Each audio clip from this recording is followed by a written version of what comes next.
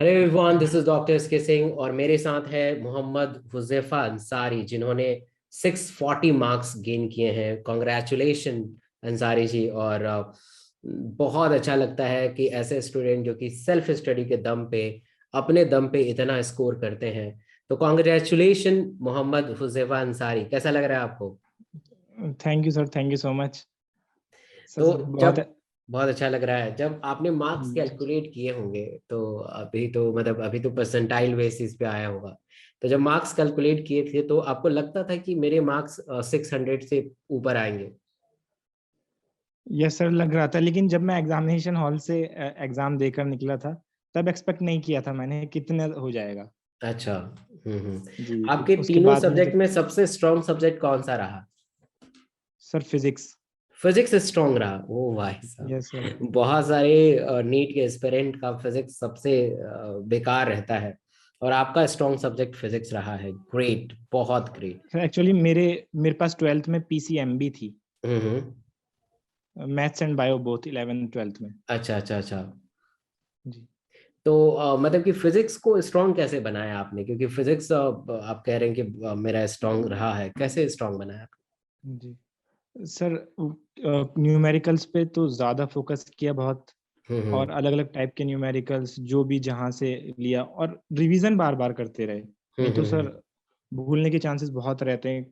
आते हुए क्वेश्चंस भी गलत हो जाते हैं, अक्सर आता सबसे है लेकिन अटेम्प्ट करना मेन होता है। जी, राइट तो राइट। उसके लिए प्रैक्टिस चाहिए, और आप रोजाना गो थ्रू हो जो यूजुअल फार्मूलाज हैं उनसे रिवीजन 2-3 बार करें, तो इन चीज़ों से अच्छी प्रैक्टिस हो जाती है। Great great great. अच्छा, ऐसा कुछ था कि आपको रोज कितना फिजिक्स पढ़ना चाहिए? सर एक्चुअली मैं रोजाना फिजिक्स 4 to 5 आवर्स फिजिक्स पढ़ा करता था। 4 to 5 hours? Yes sir. Okay. तो कौन से बुक का सबसे ज्यादा आप उपयोग करते थे? कोई बुक बता सकते हैं बच्चों को?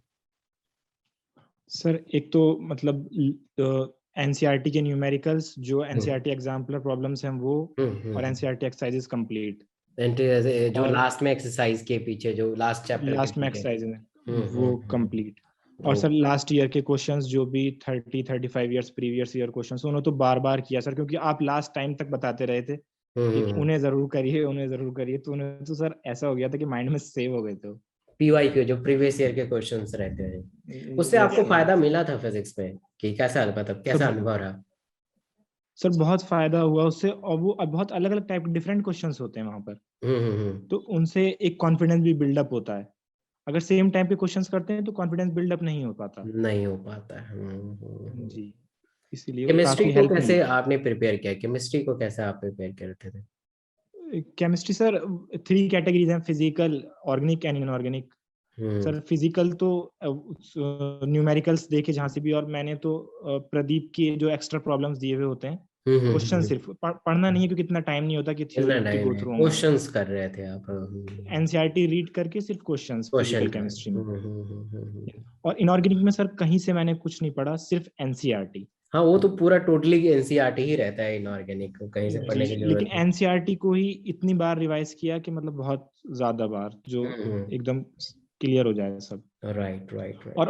ऑर्गेनिक में भी मतलब ज्यादा फोकस एनसीईआरटी पर ही करना चाहिए। नेम रिएक्शन जी, वगैरह पूरा एनसीईआरटी ही बेस्ड रहता है। पूरा एनसीईआरटी बेस रहता है सर। बीच में नेमिंग रिएक्शन रिएजेंट पूछ लेगा कोई नेम, सब एनसीईआरटी रहता है। बायो, आप बता रहे थे कि बायो, जब मैं किसी टॉपिक में फंसता था तो आपके यूट्यूब के वीडियो देख के उसे नोट्स बनाता था। बायो की जर्नी कैसे रही है आपकी?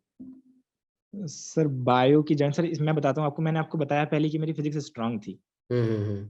और जितनी मेरी फिजिक्स स्ट्रांग थी वही मेरा वीक पॉइंट बायो का था। अच्छा। हम्म बायो में मतलब स्कोर होता ही नहीं था, अराउंड 270 280 यही रहता था बस। हम्म। तो सर मैं पढ़ता था, समझ में नहीं आता था। हम्म लेकिन फिर सर आप मतलब टॉपिक क्लियर नहीं हुआ तो आपको चैनल सब्सक्राइब कर ही रखा है मैंने 2 साल से, हम्म और जो भी कोई वीडियो आती थी मैं उसे देखता था हम्म हमेशा। हम्म तो सर मैंने जो भी कभी कुछ टॉपिक क्लियर नहीं हुआ, तो हम्म ऐसे मैंने हमेशा से ही मतलब, जैसे सर एक आपको छोटा सी बात बताता हूँ। ह्यूमन ईयर था, न्यूरल कंट्रोल एंड कोऑर्डिनेशन में, क्लास 11th में। तो सर मैंने इतनी बार एनसीईआरटी से पढ़ा, मेरे समझ में नहीं आ रहा था, मतलब क्या चल क्या रहा है, ये कुछ समझ नहीं आ रहा था। सर मैंने आपकी वीडियो ओपन करी और उसे मैंने 2 बार देख लिया। अच्छा सर और उसके बाद मैंने थोड़ा सा उसकी शॉर्ट नोट्स बिल्डअप कर लिए उसी बेसिस पर, आपकी वीडियो से। तो उसके बाद मुझे उसे कहीं से पढ़ने की जरूरत नहीं पड़ी कभी। और मुझे आज तक वो जो आपने बताया वो क्लियर है बात एकदम उस टॉपिक पर। ऐसे बहुत से टॉपिक है, मैंने आपको एक टॉपिक बताया जो आपसे पढ़ा मैंने। Great great. मतलब आपने मतलब फ्री वाले चीजों को इतना बेहतर तरीके से यूज किया कि आप 640 मार्क्स तक पहुंच गए। लोगों को लगता है कि नहीं, मुझे किसी इंस्टीट्यूट के पास जाना चाहिए, किसी ऑफलाइन इंस्टीट्यूट में ज्वाइन करना चाहिए, तभी मेरे मार्क्स 600 से स्कोर कर पाएंगे। और आपने मतलब इन सब चीज़ों को डिस्प्रूव कर दिया कि अगर आपके पास जज्बा है कुछ करने का तो ऑनलाइन के क्षेत्र में बहुत सारी चीज़ें पड़ी है, बस आपको उसे यूटिलाइज करना है अच्छे तरीके से। ग्रेट, विच ग्रेट अंसारी जी, ग्रेट। सो अगर कुछ शब्दों में आपको नीट के एस्पिरेंट को गाइड करना होगा कि उनको कैसे पढ़ना चाहिए, तो क्या बताएंगे आप? सर बेसिकली पहले स्टार्टिंग होगी डेडिकेशन से। हम्म आप कितना डेडिकेटेड हैं, कितना डिवोटेड हैं आपके ड्रीम जो आपको चाहिए। हम्म और उसके बाद पंचुअलिटी आपके अंदर है या नहीं। हम्म मतलब मैं सर ये सोचता था, मैं आपको बताऊं क्लियर, कि हम कुछ भी काम कर रहे हो घर पर, घर से किसी काम से गए हैं बाहर, मम्मी ने कहीं भेजा, पापा ने कहीं भेजा, हम्म या हम अपना खेल रहे हैं, लेकिन माइंड में हमेशा एक जगह ये रहे कि यार नीट का एग्जाम भी है। हम्म अगर ये चीज रहेगी माइंड में तो हमेशा उसकी फिक्र रहेगी, और जब फिक्र रहेगी तो अटेम्प्ट भी करेंगे। Great great great. जी thank you so much Ansari, और आप अच्छा करें, देश का नाम रोशन करें। Congratulation thank once sir. Again. Thank you. Sir thank you, आपके लिए भी बहुत, आप बहुत ज्यादा हेल्पफुल रहे, मैं बता नहीं सकता। Thank you so much, thank you so much, thank you. Thank you so much.